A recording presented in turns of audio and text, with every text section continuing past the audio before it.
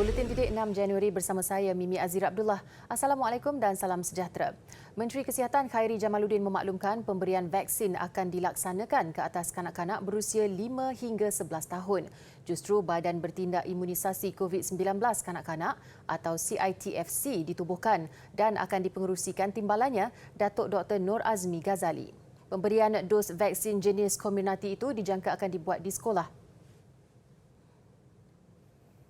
DCA juga telah meluluskan penggunaan vaksin Pfizer bagi kanak-kanak berusia 3 hingga 11 tahun. 5 hingga 11 tahun. 5 hingga 11 tahun, ya. Dan kita akan umumkan nanti saya dalam perbincangan dengan pihak Pfizer berkenaan dengan jadual penghantaran. Dan hari ini kita telah tubuhkan CITFC. CITFA dulu adolescent, CITFB adalah booster. Ketua Pengarah Kesihatan Tan Sri Dr. Nur Hisham Abdullah turut memaklumkan dalam kenyataan hari ini, Comirnaty 10 mcg Concentrate for Dispersion for Injection adalah jenis vaksin Comirnaty yang diluluskan untuk imunisasi COVID-19 kepada kanak-kanak berusia 5 hingga 11 tahun.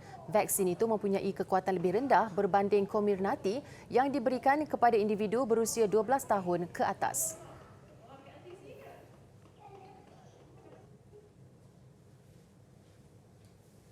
Sementara itu, Pfizer menjangkakan keputusan terkini ujian klinikal vaksin COVID-19 yang dibangunkannya bersama firma BioNTech bagi kanak-kanak berusia bawah 5 tahun akan dikeluarkan menjelang April.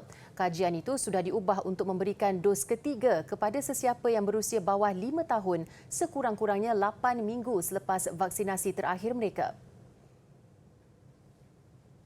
Penyelidik vaksin Pfizer, Dr. Alejandra Gutman berkata demikian dalam satu mesyuarat jawatan kuasa penasihat bagi kawalan dan pencegahan penyakit di Amerika Syarikat. Jelasnya, syarikat itu menyasarkan untuk memperoleh data bagi kumpulan usia tersebut menjelang hujung Mac atau awal April. Syarikat itu juga sedang mengkaji dos ketiga vaksinnya bagi kanak-kanak berumur antara 5 hingga 11 tahun, 6 bulan selepas dos kedua mereka. Baiklah, pendaftaran dan pengemaskinian Bantuan Keluarga Malaysia BKM 2022 sudah boleh dilakukan secara bersemuka atau dalam talian bermula 1 hingga 31 Januari ini. Pengarah Lembaga Hasil Dalam Negeri LHDN Selangor, Kamaruddin Hashim berkata, BKM 2022 diharap dapat membantu penjaga menampung perbelanjaan menjelang pembukaan semula sesi persekolahan minggu depan selain meringankan beban rakyat Malaysia yang terkesan akibat COVID-19 dan bencana banjir baru-baru ini. Okay, pada tahun ini proses pemberian bantuan ni kerajaan telah mempercepatkan. So that's why kalau tengok bulan Januari ini kita dah start buka untuk permohonan baru dan juga kemaskini lah bagi bulan ni, dan kita kerajaan jangka kita boleh bayar dalam bulan Mac lah. So dengan bantuan ini kita amat berharaplah kita dapat mengurangkan sedikit bebanan kewangan rakyat kita yang terkesan. BKM 2022 memberi bantuan kewangan maksimum RM2,000 dan minimum RM300 mengikut kategori yang ditetapkan. Jadual pembayarannya melalui 4 fasa, dengan fasa pertama bermula Mac 2022 manakala fasa terakhir pada Disember nanti. Walaupun bayaran hanya akan dimasukkan ke dalam akaun penerima bermula Mac ini, penerima yang mempunyai anak-anak masih bersekolah boleh menampung kembali perbelanjaan itu apabila bayaran dibuat. Sekolah pun akan buka dan banyak universiti pun akan bermula lah. So dengan bantuan ini kita haraplah dapat mengurangkan sedikit bebanan kewangan yang. Selain hadir ke pejabat LHDN terdekat, orang ramai juga digalakkan membuat permohonan BKM 2022 dan mendapatkan syarat kelayakan secara dalam talian di bkm.hasil.gov.my.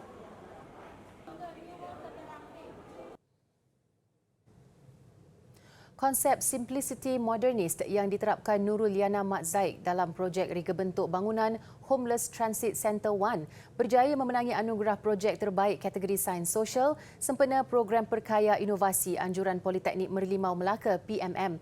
Penuntut Diploma Seni Bina Jabatan Kejuruteraan Awam PMM itu menggunakan pendekatan moden yang menghargai persekitaran warisan. Projek ini dihasilkan Nurul Liana bersama pensyarahnya Izalisa Ahmad. Projek bangunan pusat transit gelandangan kepada penduduk di bandar ini menerapkan teknologi hijau seperti taman di atas bumbung dan dinding kaca sebagai cahaya semula jadi. Ia sekaligus berjaya menarik hati juri. Menurut pengarah PMM Muhammad Hatta Zainal, 59 produk inovasi pelajar telah dipertandingkan yang mewakili jabatan masing-masing. Antara jabatan yang terlibat ialah Jabatan Kejuruteraan Awam, Jabatan Kejuruteraan Elektrik, Kejuruteraan Mekanikal, Pelancongan dan Hospitality serta Jabatan Perdagangan. Program ini selari dengan visi Politeknik iaitu sebagai peneraju institusi pendidikan teknikal dan latihan vocational TVET yang unggul. Sementara itu, anugerah projek terbaik kategori sains fizikal dimenangi kumpulan pelajar dari Jabatan Pelancongan dan Hospitality diketuai Muhammad Khairil Amri Suhaimi yang mengetengahkan produk inovasi The Innovation of Eco Hakiba. Manakala anugerah khas juri dimenangi kumpulan pelajar dari program Diploma Pengurusan Pelancongan yang menghasilkan produk inovasi Acceptance Muslim Friendly Product of 7-in-1 Ibadah Kit.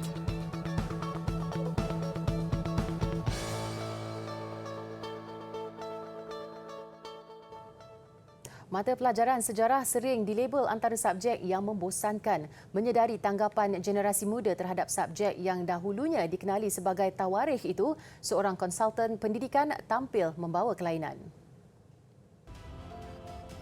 Muhammad Firdaus Kamaruzaman atau Cikgu Fir terpanggil untuk menghapus persepsi negatif terhadap mata pelajaran sejarah. Menurutnya, subjek itu bukanlah membosankan seperti yang disangka. Pelbagai teknik boleh digunakan untuk menghafal fakta dan sebagainya. Macam kita dululah, sebelum kita buka buku sejarah, kita dah dengar ramai orang cakap sejarah ni susah, sejarah ni susah. Jadi kita pun menganggap sejarah ni susah. Sebenarnya tidak. Sejarah ni adalah bagi saya subjek yang paling senang dan paling menyeronokkan. Itu saya boleh bagi tahu sebab bukan saja kita terletak kepada fakta kena hafal. Kena sebenarnya pelbagai cara dan teknik pelajar boleh hafal. Buat Emma sekalipun dengan jari, dengan muka kita pun kita boleh menghafal. Betul, ada cara dan teknik dia sebenarnya. Menurut Firdaus, lazimnya masalah mengingati tarikh dan peristiwa penting dalam mata pelajaran ini menjadikan ia kurang diminati.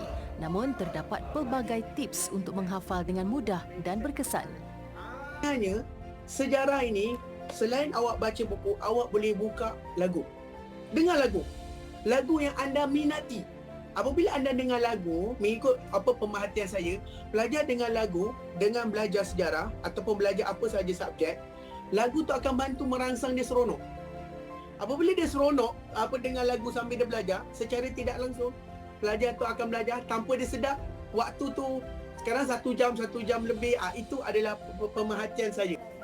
Firdaus turut mengadakan kelas dalam talian secara percuma untuk berkongsi tips menghafal dan menguasai sejarah.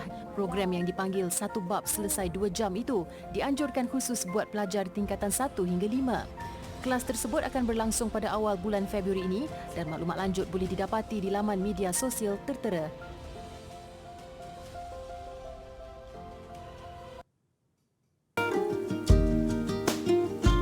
Sumbangan bantuan bencana banjir. Anda boleh menyalurkan sumbangan anda kepada Yayasan Didik Negara menerusi akaun bank tertera. Sumbangan berbentuk barangan pula boleh disalurkan ke Pusat Pengumpulan Barang YDM.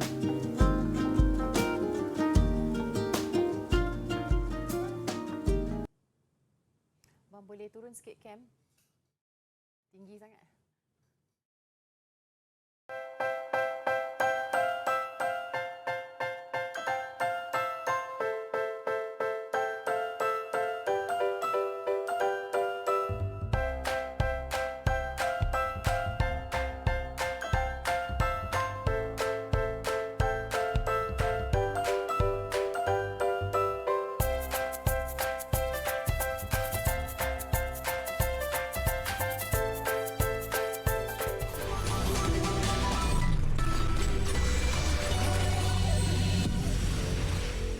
Bertemu kembali.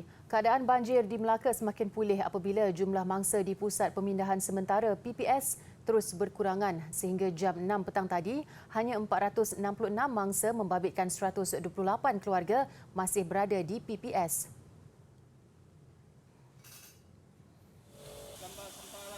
Tinjauan di Taman Merdeka Batu Berendam hari ini mendapati penduduk yang ditempatkan di PPS SK Taman Merdeka dan SK Batu Berendam 2 telah pulang ke rumah membersihkan kediaman.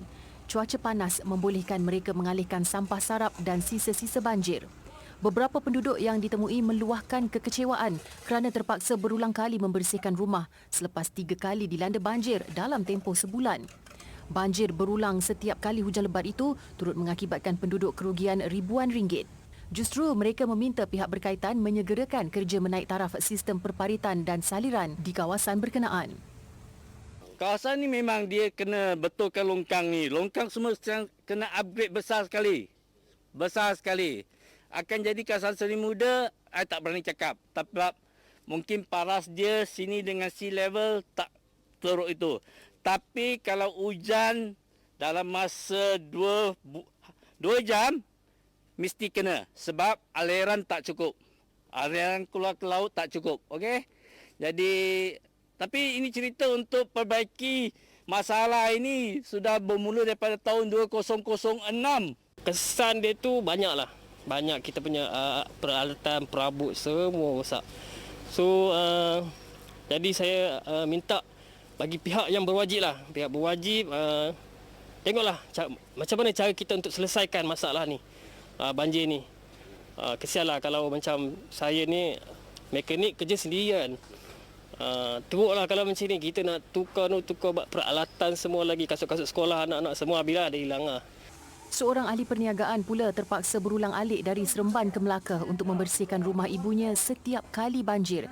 Ini kerana ibunya yang berusia 86 tahun tidak lagi mampu untuk melakukan kerja-kerja itu. Saya harap diorang bikin apa-apa yang dia, kerana saya bukan expert dah. Saya tolong diorang bikin apa-apa yang dia boleh untuk tempat ni jadi selamat sikit lah. Kerana orang tua tinggal seorang.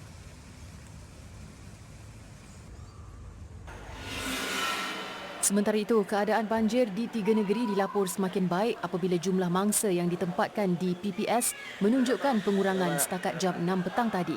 Di Negeri Sembilan, mangsa banjir menurun kepada 105 individu, membabitkan 25 keluarga di 3 PPS. Di Pahang, jumlah mangsa juga menurun kepada 499 orang di 16 PPS berbanding 1,369 orang pagi tadi. Sementara itu, laman web rasmi Jabatan Pengairan dan Saliran melaporkan Sungai Bera dan Sungai Serting di Bera serta Sungai Pahang di Kuala Sungai Cini Pekan masih melebihi paras bahaya.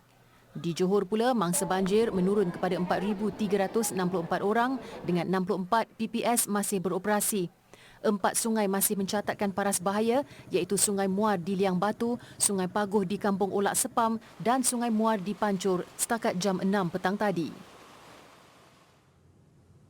Dalam pada itu, penduduk Taman Sri Muda di Shah Alam, Selangor menyokong cadangan menambah baik aspek pengurusan banjir di negara ini demi menyelamatkan nyawa dan harta benda. Bagaimanapun, mereka berpendapat sistem berkenaan perlu dipantau dari semasa ke semasa bagi memastikan ia sentiasa berfungsi. Penduduk ditemui mengalu-alukan cadangan penambahbaikan itu, terutama pemasangan sistem amaran suara di kawasan berisiko bagi mengarahkan mereka berpindah. Namun jelas mereka, sistem itu perlu didirikan di tempat tinggi supaya tidak rosak ketika banjir melanda. So suddenly because we were not aware of it lah kan. Not aware. So I think the total system dia kena review balik kan, have a post-mortem, find out okay how to avoid this problem kan. The next step tu macam mana kan. I think it will be good lah if they can do that lah. Sementara itu, pintu air dan pam di Taman Sri Muda juga perlu diperbaiki supaya ia berfungsi dan bukan rosak seperti yang dilaporkan berlaku baru-baru ini. Tambah mereka, meskipun siren pada ketika itu dibunyikan, ia mungkin tidak didengari penduduk kerana hujan lebat selain tidak dapat membezakan petanda amaran berkenaan. Kalau sebab kawasan ni dia lepas ke tepi kan, ke belakang. Jadi macam bantuan kau, jadi semua belah ke depan dulu. Yang belakang ni ada dapat dan tak dapat. Jadi diorang gunakan hoiler tu beritahu semua. Jadi jangan pergi jauh sangat. Isnin lalu, Jabatan Meteorologi Malaysia (Met Malaysia) mencadangkan sistem amaran siren banjir berpusat diwujudkan dalam mesyuarat khas Pasukan Petugas Pengurusan Pasca Banjir Monsun Timur Laut 2021-2022.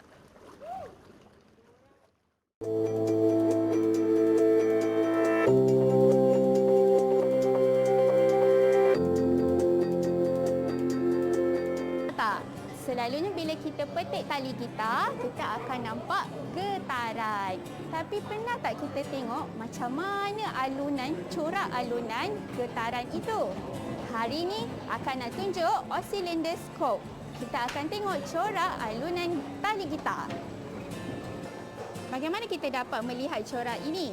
Ia terhasil disebabkan oleh prinsip fundamental kerja mata manusia, ataupun dengan kata mudahnya bagaimana mata dan otak kita berfungsi. Sistem visual manusia boleh memproses 10 hingga 12 imej dalam satu saat. Sekiranya imej yang diproses adalah lebih daripada itu, otak akan mentafsirkan imej tersebut sedang bergerak. Di sini ada garisan putih, ada bahagian belakang warna hitam. Okey, disebabkan garisan putih dan hitam ini dia memberi kontras kepada imej kita, dan sebab itulah adik-adik boleh nampak dengan jelas alunan tali gitar ini.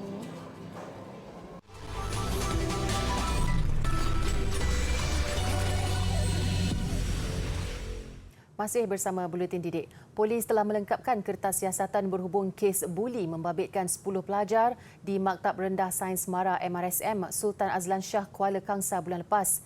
Ia telah dilengkapkan untuk tindakan selanjutnya. Ketua Polis Daerah Kuala Kangsar ACP Omar Bakhtiar Yaakob berkata kertas siasatan kes itu telah dilengkapkan pada 17 Disember lalu dan diserahkan kepada Pejabat Pendakwa Raya Negeri Perak untuk tindakan seterusnya 2 hari lepas. Kes membabitkan 10 pelajar MRSM Kuala Kangsar itu disiasat di bawah Seksyen 323 Kanun Kesiksaan. Sebelum ini, polis mengambil keterangan 9 pelajar berusia 13 tahun dan seorang 15 tahun yang dipercayai terlibat dalam satu kes buli susulan penularan video di media sosial yang memaparkan seorang pelajar ditumbuk di bahagian perut. Persatuan Peniaga-Peniaga Kecil Pasar Besar Siti Khadijah Kota Baru mengaplikasikan kaedah pembayaran tanpa tunai menerusi aplikasi kod QR ke arah mewujudkan kehidupan masyarakat digital. Pengerusi Persatuan Peniaga-Peniaga Kecil Bumi Putra Ahmad Nazri Cik Omar berkata pada peringkat awal pihaknya menyasarkan 400 peniaga di pasar itu menggunakan kaedah tersebut untuk urusan jual beli dengan pelanggan mereka. Menerusi pembayaran menggunakan aplikasi kod QR, ia secara tidak langsung menyediakan kemudahan pembayaran lebih fleksibel kepada orang ramai sekaligus menggalakkan komuniti berjinak-jinak dengan pembayaran tanpa tunai. Dan ketiga, memperkasakan pengguna keuangan di lokasi yang berdaya maju. Dan untuk transaksi lebih selamat dari jangkitan COVID kerana tiada sentuhan fizikal apabila membuat pembayaran sebagai pembeli. Beliau berkata demikian selepas program pembudayaan pembayaran normal baru transformasi digital Pasar Siti Khadijah. Katanya pengguna juga tidak perlu menanggung risiko membawa wang tunai dalam jumlah yang banyak kerana pembayaran dapat dilakukan terus. Kaedah itu juga kali pertama diperkenalkan dalam kalangan peniaga pasar bagi membiasakan mereka berurusan dengan pelanggan menggunakan kemudahan digital bagi mengurangkan kebergantungan kepada wang tunai. Kemudahan pembayaran tanpa tunai ini semakin berkembang pesat ditambah pula dengan pandemik COVID-19 sekaligus menjadi medium pembayaran popular dalam kalangan masyarakat hari ini.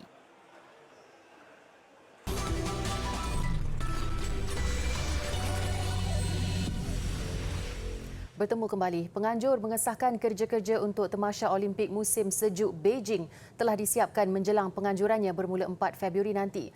Dalam sidang media hari ini, Naib Presiden dan Setiausaha Agung Jawatan Kuasa Penganjuran Han Serong berkata pusat media utama Tamasya juga mula menerima kehadiran media domestik dan antarabangsa kira-kira sebulan sebelum Tamasya berlangsung. Dalam pada itu, larian obor dipendekkan kepada hanya 3 hari iaitu 2 hingga 4 Februari. Ia meliputi 3 zon pertandingan, Beijing, Yanqing dan Changjiakou dengan penyertaan 1,200 pemegang obor. Menurut jurucakap Jawatan Kuasa Penganjur, Zhao Weidong, rekaan dan laluannya diinspirasikan daripada budaya musim sejuk dan tembok besar China dengan gabungan pemandangan indah kota dan kampung di China. Pada masa sama, persiapan untuk upacara pembukaan Tamasya Olimpik musim sejuk 2022 seperti latihan dan penerbitan masih dijalankan. Meskipun beberapa bahagian dalam upacara itu telah diringkaskan, pihak penganjur berusaha mengekalkan suasana kemeriahan dan kemegahan Tamasya itu. Semalam, Presiden China Xi Jinping mengadakan tinjauan dan pemeriksaan ke beberapa venue tamasya. Sambil menyifatkan kesemua persiapan kini dalam fasa akhir, beliau turut mengucapkan selamat maju jaya kepada semua atlet terlibat.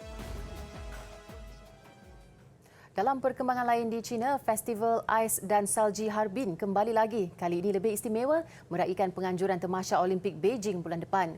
Edisi kali ini mengajak pengunjung mengenali lebih dekat acara-acara sukan musim sejuk selain berhibur. Kelihatan pengunjung bermain dengan salji bertemankan pemandangan indah matahari terbenam. Menurut pemilik taman tema ini, lebih 230 juta liter ais dan salji diperlukan untuk membina 65 kawasan. Di tengah taman fantasi ini, terletaknya menara ais Olimpik setinggi 42 meter diinspirasikan obor tamasya kali ini. Terdapat juga 24 anak tangga, simbolik tahun ke-42 penganjuran Olimpik musim sejuk. Lain-lain ukiran termasuklah menara dan tinggalan sejarah dari negara luar. Bagaimanapun, pertandingan melibatkan penyertaan orang ramai masih ditangguh buat tahun kedua berikutan COVID-19. Malah kos penganjuran festival juga banyak bertumpu kepada pencegahan penularan kes positif. Antaranya, pengunjung perlu membuat tempahan sebelum datang ke sini, manakala keseluruhan taman disanitasi 4 kali sehari.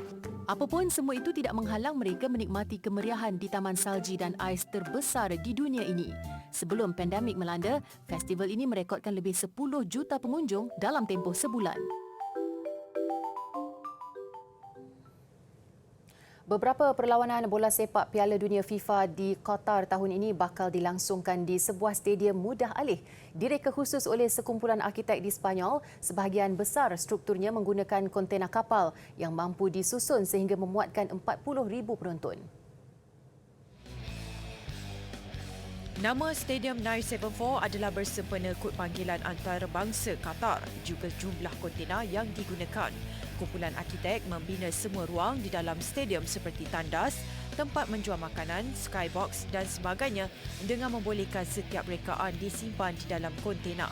Kontena-kontena ini akan dipasang pada sebuah struktur apabila diperlukan sebelum dilengkapi elektrik dan utiliti lain. We really felt that it wasn't really necessary for Qatar to have this 8th stadium after the World Cup. So we decided to take a very radical strategy, which was to see if we could actually design a stadium which was not only dismountable, but was also transportable and remountable in another country, either as a full stadium or as different pieces which could be put together as a variable amount of sports buildings. Kerja-kerja pengangkutan Stadium 974 juga lebih mudah kerana kontena yang boleh dibawa menggunakan kapal. Tiada kata putus dibuat mengenai penggunaan stadium ini sebaik berakhirnya Piala Dunia pada 18 Disember nanti. Namun penggunaannya diharap dapat dilanjutkan ke negara-negara lain.